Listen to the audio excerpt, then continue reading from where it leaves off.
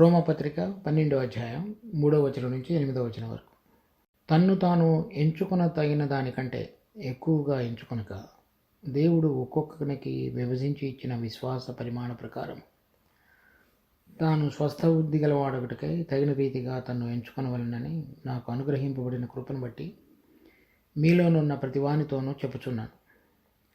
ఒక శరీరంలో మనకు అనేక అవయవములు ఉండినను ఈ అవయవములన్నిటికీ ఒక్కటే పని ఎలాగ ఉండదో అలాగే అనేకులమైన మనము క్రీస్తులో ఒక శరీరముగా ఉండి ఒకరికొకరము ప్రత్యేకముగా అవయవములమై ఉన్నాము. మనకు అనుగ్రహింపబడిన కృప చొప్పున వేర్వేరు కృపావరములు కలిగిన వారమై ఉన్నాము కనుక ప్రవచన వరమైతే విశ్వాస పరిమాణం చొప్పున ప్రవచింతము, పరిచర్య అయితే పరిచర్యలోను, బోధించువాడు బోధించుటలోను, హెచ్చరించువాడైతే హెచ్చరించుటలోను పని కలిగేందుము. పంచిపెట్టువాడు శుద్ధ మనసుతోనూ, పై విచారణ చేయవాడు జాగ్రత్తతోనూ, కరుణించువాడు సంతోషంతోనూ పని జరిగింపవలను. నిన్న మనం చదివినటువంటి మొదటి 2 వచనాలు, దాంట్లో మీ మనసు మారి నూతన మగుట వలన రూపాంతరం పొందుడి. అంటే ప్రభు యొక్క ఆత్మ చేత మనం నడిపించబడటం అనేటువంటిది అభ్యాసం చేయాలి. క్రొత్తగా ఏ విధంగా ఒక వేరైనటువంటి ప్రభావము, శక్తి మనలను నడిపించుట అనేటువంటిది జరగాలో అది జరిగేటువంటి విధంగా మీరు మార్పు చెందండి అని చెప్తున్నాను. దాని తర్వాత ఇక్కడ 3 నుంచి 8 వచనాల వరకు రాయబడినటువంటి విషయాల్లో ఏంటంటే, సంఘంలో అంటే ఇలా మార్పు చెందినటువంటి బిడ్డలందరూ కూడి వచ్చినప్పుడు అది దేవుని యొక్క సంఘం. రకరకాలుగా వ్యక్తిగతంగా మన అందరిలో కూడా పనిచేసి పిలుచుకున్న తర్వాత ఆత్మలో వెలిగించబడటం మాత్రమే కాకుండా ఆత్మలో బాప్తిజం పొంది మనందరం కూడా చక్కగా నడిపించబడి కూడి రావటానికి, ఎదగగలగటానికి మార్గాన్ని దేవుడు తెరిచించాడు. అది దేవుని యొక్క సంఘం. వ్యక్తిగతంగా వెలిగించబడి దేవుని యొక్క ఆత్మ చేత నడిపించబడేటువంటి బిడ్డలు వాళ్ళందరూ కూడా మరలా కూడి వచ్చి దేవుడు వాళ్ళలో ఏదైతే కార్యాన్ని ప్రారంభించాడో, చేస్తున్నాడో, ఒకళ్ళలో జరిగించిన కార్యం ఇంకొకళ్ళ ద్వారా లాభం పొందగలిగేటువంటి విధంగా మనందరినీ ఒక చోట సమకూరుస్తాడు. ఒక చోట అంటే ఎక్కడెక్కడైతే మనం ఒక స్థలంలో, ఒక పట్టణంలో, ఒక ఊళ్ళో ఎక్కడైతే ఉంటున్నామో అక్కడ అలా కూడి వచ్చినప్పుడు మరలా వీరందరికీ కూడా పరిచర్య జరిగించబడటానికి, అంటే దేవుని యొక్క విషయాలు బోధించడానికి, తర్వాత దేవుడు వీళ్ళ పక్షంగా ఎటువంటి మనసు కలిగి ఉన్నాడో అది వీళ్ళకి తెలియజెప్పగలగటానికి, తర్వాత ఒకరికొకరు క్షేమం కలిగించి తర్వాత ప్రోత్సాహపరుచుకొని పరలోకపు పిలుపు యొక్క ఉన్నతమైనటువంటి దాన్ని గుర్తెరిగి దాని ప్రకారంగా జీవించగలగటానికి అందరినీ కలిపి ఉంచుతాడు. అటువంటి సంఘంగా కూడి మనందరం వచ్చినప్పుడు మనందరి మధ్యలో దేవుడు తన కృపావరములు అంటే ప్రవచించుట, బోధించుట, పంచిపెట్టుట, వీళ్ళందరి యొక్క బాగోగులు చూడగలిగినటువంటి విధంగా వాళ్ళందరినీ నడిపించగలిగినటువంటి వారిని సిద్ధపరచుట, అవన్నీ కూడా కృపావరములు అని చెప్పబడింది ఇక్కడ. ఆ వరములు మనకి ఇవ్వబడినప్పుడు వాటిని ఏ విధంగా సంఘంలో వాడబడాలి, తర్వాత వాడబడేటప్పుడు దేవుడు ఎవరెవరికైతే ఏ వరాలు ఇవ్వబడ్డాయో వాటిలో వాళ్ళు ఏ విధంగా ప్రవర్తించాలి, తర్వాత వేరే వాళ్ళ విషయంలో మనం ఏ విధంగా ఆ ప్రవర్తించేటప్పుడు సరైనటువంటి రీతిలో మసలుకోవాలి అనేటువంటివి ఈ 6 అధ్యాయాల్లో చెప్పబడింది. అది 3వ వచనం. తన్ను తాను ఎంచుకొన తగిన దానికంటే ఎక్కువగా ఎంచుకొనక దేవుడు ఒక్కొక్కనికి విభజించి ఇచ్చిన విశ్వాస పరిమాణ ప్రకారం తాను స్వస్థబుద్ధి గలవాడొకటికై తగిన రీతిగా తను ఎంచుకొనవలెను అని నాకు అనుగ్రహించబడిన కృప చొప్పున మీకు ప్రతివానితోనూ చెప్పుచున్నాను అని చెప్తున్నాడు. మీలోని ప్రతివానితో అంటే దేవుడు విశ్వాస పరిమాణం చొప్పున మనందరికీ ఇవ్వబడినటువంటి వరాలు. విశ్వాసం అనేటువంటిది కూడా దేవుని యొక్క వరం. తర్వాత మనం కూడా ఆయన యందు విశ్వాసం ఉంచుతాం. ఒకటి ఆయన ఇవ్వబడింది, రెండోది మన పక్షంగా మనం ఆయన వైపు చూపించేది. 2 రకాలుగా జరుగుతాయి. ఒక స్త్రీ స్వస్థపరచబడింది, నీ విశ్వాసం నేను స్వస్థపరచను. తర్వాత ఎక్కడెక్కడైతే శతాధిపతి కానీ అలా రకరకాలైనటువంటి ఉదాహరణలన్నీ కూడా నీ విశ్వాసం నిన్ను స్వస్థపరిచిందని ప్రభు చెప్పాడు. తర్వాత ఎఫెసీ పత్రిక 2వ అధ్యాయం 8వ వచనంలో కూడా మనం చూస్తే అది దేవుడిచ్చినటువంటి కృపావరం అని చెప్పబడేది. అంటే మొదట మనకి దేవుడు అనుగ్రహించేటువంటిది విశ్వాసం. ఆ విశ్వాసాన్ని బట్టి ఆయన ఏ విధంగా మన పక్షంగా చేయగలడు అనేటువంటిది మనము ఆయన మీద ఉంచబడినటువంటి నమ్మకం. శతాధిపతి కానీ, స్వస్థపరచబడినటువంటి స్త్రీలు కానీ, పాపాలు క్షమించబడినటువంటి స్త్రీలు కానీ, అంటే ఇంకా సహోదరులైన ఎవరైనా సరే, అటువంటి వాళ్ళందరిలో కూడా దేవుడు నా పక్షంగా ఈ కార్యమును చేయగలడు అనేటువంటి నమ్మకాన్ని ఆయన మీద ఉంచడం అనేటువంటిదే విశ్వాసం. శారా విషయంలో హెబ్రీ పత్రిక 11వ అధ్యాయంలో రాశారు, వాగ్దానము చేసిన వాడు నమ్మదగిన వాడని ఎంచి, అది ఆవిడ పక్షంగా చేసి దేవుడు ఎటువంటి వాడు అనేటువంటిది ఎరిగి ఆయన యందు నమ్మిక ఉంచింది. అదనమాట. ఏం చెప్తుందంటే హబక్కు 2వ అధ్యాయం 4-5 వచనాలు, నీతిమంతుడు విశ్వాస మూలమున జీవించును, అంటే ఆయన ఏది చేయగలడో దాని యందు ఆధారపడటం ద్వారా జీవిస్తాడు అని. అటువంటి విశ్వాస పరిమాణం చొప్పున, అంటే ఆయన ఏమి చేయగలడో దానిని బట్టి ఇతడు విశ్వసించాడు, అంటే ఆయన చేయగలిగిన శక్తిని బట్టి. అబ్రహాం విషయంలో కూడా అదే, అంటే మృతులను సజీవులుగా చేయ దేవుడి యందు లేని వాటిని ఉన్నట్లుగా చూచువాని యందు విశ్వాసం ఉంచాడు. అంటే అది ఆయన చేయగలిగినటువంటి శక్తి అనమాట. ఇది లేని వాటిని ఉన్నట్లుగా చూచువాడు, మృతులను సజీవులుగా చేయవాడు. దాని యందు నమ్మకం ఉంచడం అనేటువంటిది మన పని. ఆ విధంగా నమ్మకం ఉంచేటువంటి కృపావరాన్ని ఇచ్చేటువంటిది ఆయన చేసేది. రెండు రకాలుగా కలిసినప్పుడే ఆ విశ్వాస సంబంధమైనటువంటి కార్యం మనలో బలంగా సాగుతుంది. సో మనం ఆయన ఎందుకు విశ్వాసం ఉంచినట్లుగా మనల్ని తాకేటువంటి వాడు కూడా మొదట ఆయన. ఇక్కడ విశ్వాస పరిమాణం చొప్పున, అంటే మనం దేవుడు ఏదైతే ఇచ్చాడో దానిలో మనం ఎంతవరకు ఏ విధంగా ఆయన ధననిధిలో నుంచి, ఆయన బండారంలో నుంచి తోడుకొని సరైనటువంటి విధంగా ఆయన పాత్రకు ఉపయోగపడాలో అదంతా కూడా ఆయన చేయగలడు. అటువంటి పరిమాణం చొప్పున మనకి ఇవ్వబడిన వరాల్లో పనిచేయటం. అలా పనిచేసేటువంటి సందర్భంలో స్వస్థ బుద్ధి గలవారుగా ఉండండి అని చెప్తున్నాడు. స్వస్థ బుద్ధి గలవారుగా ఉండటం అంటే ఇప్పుడు ప్రతిదీ కూడా చక్కగా ఎటువంటి విధంగా ఆలోచించాలో అటువంటి విధంగానే ఆలోచించడం, అది స్వస్థ బుద్ధి అంటే. సో మెలకువ కలిగి సరైనటువంటి విధంగా ఆలోచించగలిగినటువంటి ఆలోచన సరళి. మనం మామూలుగా మనుషులంగా ఏంటంటే పాత స్వభావంలో మనకిష్టకరమైన వాటిలో ఆలోచించేటువంటి సరళి, మనకిష్టకరమైనటువంటి మనుషుల విషయంగా మనం ఆలోచించేటువంటి సరళి వేరు. మనకిష్టకరం కాని వారి విషయాల్లో, క్రొత్త వారి విషయంలో, తెలియని వారి విషయంలో ఆలోచించేటువంటి పద్ధతి వేరు. 2వ వచనంలో చెప్పబడినట్లుగా మరి మారు మనసు పొంది నూతనపరచబడినటువంటి విధంగా జీవించినట్లయితే ఈ స్వస్థ బుద్ధి కలిగినటువంటిది, అంటే ఏ విధంగా సరైన రీతిలో ప్రతిదీ ఆలోచించాలో, ప్రతివాని విషయంలో దేవుని ప్రేమ అనేటువంటి ఆధారంగా ప్రతివారిని చూడాలో, ప్రతివాని పక్షంగా ఆలోచించాలో, ఆ విధంగా ఆలోచించగలిగినటువంటి తనమే స్వస్థ బుద్ధి. అది మామూలుగా. కానీ ఎవరికైనా ఒక వరం కలిగి ఉన్నారు, మనకి వరం ఇచ్చాడు దేవుడు. ఆ వరం అనేటువంటిది దేవుని యొక్క సంఘంలో ఇతరులకు క్షేమం కలిగించడానికి పనికి వచ్చేటట్లుగా వాడబడటానికి ఇవ్వబడింది. అది మన సొంతం కాదు. అటువంటి మనసు కలిగి ఇతరులకు క్షేమం కలిగించడానికి దేవుడు నాకు అనుగ్రహించబడింది అని గుర్తెరిగి ఆ వరం వాడేటప్పుడు, లేకపోతే వాడబడుతున్నప్పుడు సంఘంలో ఎవరైనా తన్ను తాను ఎంచుకున్న దానికంటే హెచ్చుగా ఎంచుకున్నట్లయితే, అంటే నేను వీళ్ళందరికంటే పెద్దవాడిని, గొప్పవాడిని, నాకు అనేక విషయాలు తెలుసు, వాళ్ళకి ఏమీ తెలియదు అనుకునేటువంటి భావనలోనికి కనుక మనిషి వస్తే అది స్వస్థబుద్ధి కాదు. కానీ సహజంగా ఏంటంటే ఇప్పుడు ప్రతి సంఘంలో కూడా కొంతమందికి గుర్తింపు కలిగినటువంటి వరాలు ఇవ్వబడతాయి. అంటే బోధించే విషయంలో కానీ, సువార్త విషయంలో కానీ, లేకపోతే ప్రవచించే విషయంలో కానీ, స్వస్థపరిచేటువంటి విషయంలో కానీ, లేకపోతే అన్ని విషయాలను అర్థం చేసుకొని సరైన విధంగా వాళ్ళందరినీ నడిపించగలిగినటువంటి అనుభవం కానీ, అవి ఇచ్చినప్పుడు సహజంగా మనుషులు ఇలా చేయగలిగిన వాళ్ళని గుర్తిస్తారు.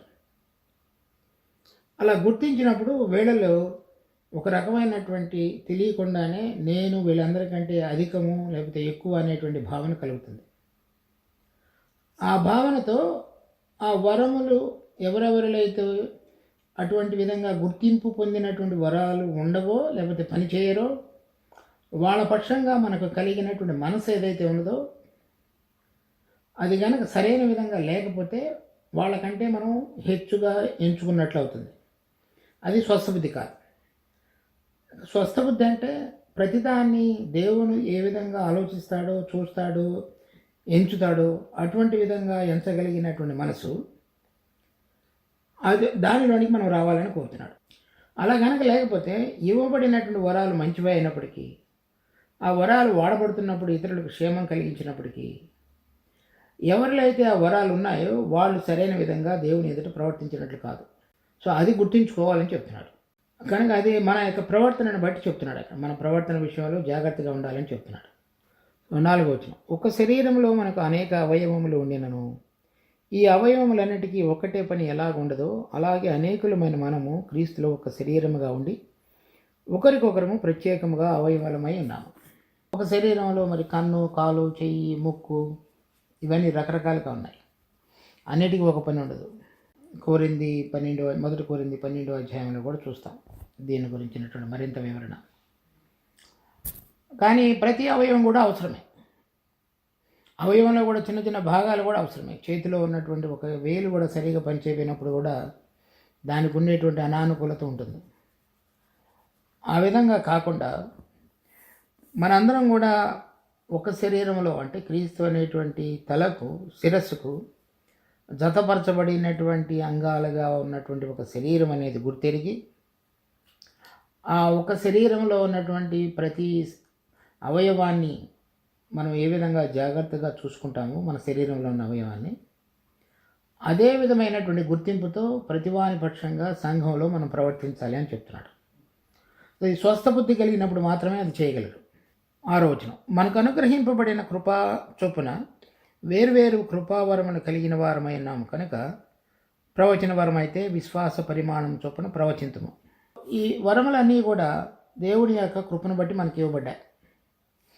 మనిషి సహజంగా తన యొక్క సొంత శక్తి బలం చేత జరిగించేటువంటి విషయాలు దేవుని సంఘంలో దేవుడు మనకు అనుగ్రహించేటువంటి కృపావరములు 2 వేర్వేరు. మనిషి స్వతహాగా కొన్ని తన సొంతంగా చేయగలిగినటువంటి నేర్పరితనం కలిగిన వాడిగా ఉంటాడు. అంటే ఉదాహరణకి ఎవరైనా చాలామందికి మ్యూజిక్ చేయగలరు, అది దానికి సంబంధించినటువంటివి వాయించగలరు. కొంతమంది పాటలు బాగా పాడగలరు, కొంతమంది పాటలు రాయగలరు. అవన్నీ కూడా మరి బయట ఉన్నటువంటి ప్రపంచంలో ఉన్నటువంటి వ్యక్తులు కూడా అవి చేయగలిగినటువంటివి. అంటే మనిషి యొక్క సహజమైనటువంటి నేర్పరితనం ద్వారా జరగబడినటువంటి. ఇక్కడ మనం మాట్లాడేటువంటి విషయాలన్నీ కూడా దేవుని యొక్క కృప ద్వారా, దేవుని వాక్యానికి సంబంధించినవి, ఆయన పరిచర్యకు సంబంధించినవి, తర్వాత పరలోకం నుంచి ఆయన మన మీద కుమ్మరించబడినటువంటివి. ఆ రెండింటిని కూడా అందరూ కూడా ప్రత్యేకంగా తెలుసుకోవాలి. కొన్నిసార్లు మనిషికి కలిగినటువంటి నేర్పరితనాన్ని బట్టి సంఘంలో వాడబడేటువంటి విషయాలు ఉన్నాయి. వాటి విషయంలో మనం జాగ్రత్తగా ఉండాలి. అవి కృపావరముల జాబితాలోకి రావు. ఆ కృపావరములు అనేటువంటివి ఎఫెసీ పత్రిక 4వ అధ్యాయంలో 1 కోరింది 12, 13, 14 వచనాల్లో చెప్పబడ్డాయి. వాటిలో ప్రధానంగా బోధించుట, ప్రవచించుట, తర్వాత సువార్థికులు, తర్వాత సంఘాన్ని కాపాడగలిగినటువంటి అది కాపరులు, అవన్నీ కూడా, లేకపోతే ప్రార్థన, స్వస్థపరచుట, ఈ వరాలు ఉన్నాయి. అవన్నీ కూడా దేవుని యొక్క సింహాసనం నుంచి ప్రభు అయిన యేసుక్రీస్తు తిరిగి లేచిన తరువాత మన మీదకి కుమ్మరించబడినటువంటి వరాలు. వాటిలో ఉన్నటువంటి ప్రత్యేకత మనం తెలుసుకోవాలి. సో వాటిలో ఒకటి ప్రధానంగా చెప్పబడినటువంటిది, అన్నిటికంటే ఇక్కడ మొట్టమొదటి చెప్పబడింది ప్రవచించుట అనేటువంటి వరం. ఆ ప్రవచించుట అనేటువంటి వరం అంటే ఏంటంటే, దేవుడు తన బిడ్డలతో ఏమి చెప్పాలనుకుంటున్నాడో అది ఒక మనిషి, అంటే ఇక్కడ ఉన్నటువంటి వ్యక్తి ద్వారా తెలియజెప్పడం. అంటే దేవుని యొక్క హృదయంలో ఉన్నటువంటిది ఇక్కడ ఉన్నటువంటి సంఘంలో ఉన్నటువంటి వ్యక్తుల పక్షంగా తనకు కలిగినటువంటి ఉద్దేశాలు తెలియపరచగలిగినటువంటి అప్పుడు రెండు జరుగుతాయి.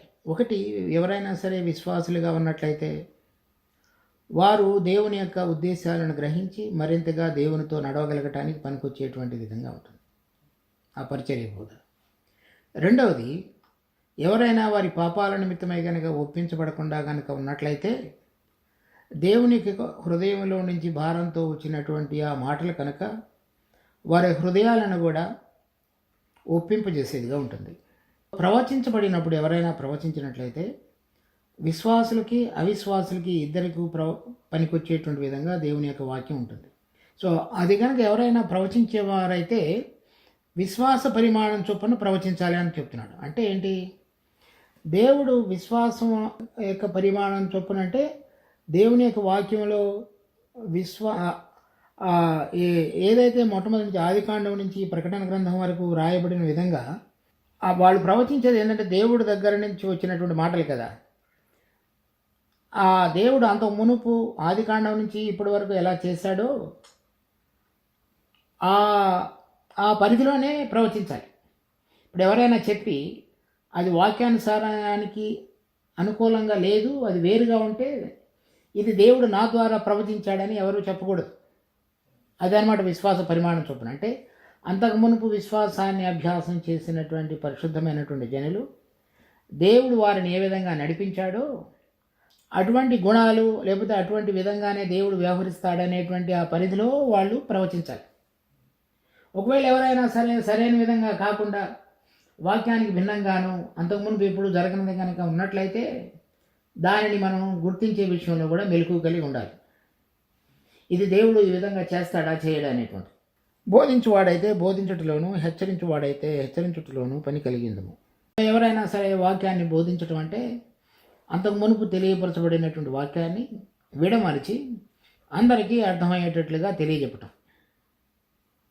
తర్వాత హెచ్చరించువాడైతే అంటే ఎవరైనా సరైన విధంగా ఉండటం కనుక నేర్చుకోకపోతే, తర్వాత సరైన విధంగా వాళ్ళకి ఉత్తేజకరంగా దేవునితో ఏ విధంగా నడవాలో తెలియని వాళ్ళైతే వాళ్ళని హెచ్చరించాలి.